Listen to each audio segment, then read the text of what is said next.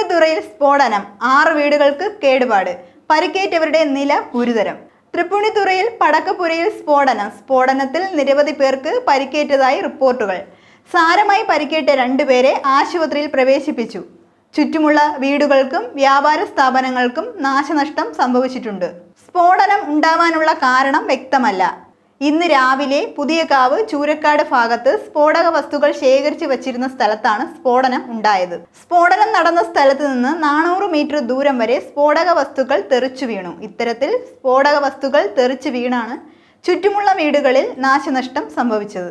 വീടുകളിൽ ചില്ലുകൾ തകരുന്ന സ്ഥിതി ഉണ്ടായി. സ്ഫോടനം നടന്ന സ്ഥലത്തിന് ചുറ്റും ജനവാസ കേന്ദ്രമാണ്. കൂടാതെ തൊട്ടടുത്തുള്ള കടകളിലും റോഡുകളിലുമായി നിരവധി ആളുകൾ ഉണ്ടായിരുന്ന സമയത്താണ് സ്ഫോടനം നടന്നത്. സ്ഫോടനത്തിന് പിന്നാലെ പ്രകമ്പനം അനുഭവപ്പെട്ടത് നാട്ടുകാരെ ഭീതിയിലാക്കി. ഒട്ടേറെ പേർക്ക് പരിക്ക് പറ്റിയതായാണ് റിപ്പോർട്ടുകൾ. സ്ഫോടനത്തിന് പിന്നാലെ പ്രകമ്പനം അനുഭവപ്പെട്ടത് നാട്ടുകാരെ ഭീതിയിലാഴ്ത്തി. ഒട്ടേറെ പേർക്ക് പരിക്ക് പറ്റിയതായാണ് റിപ്പോർട്ടുകൾ.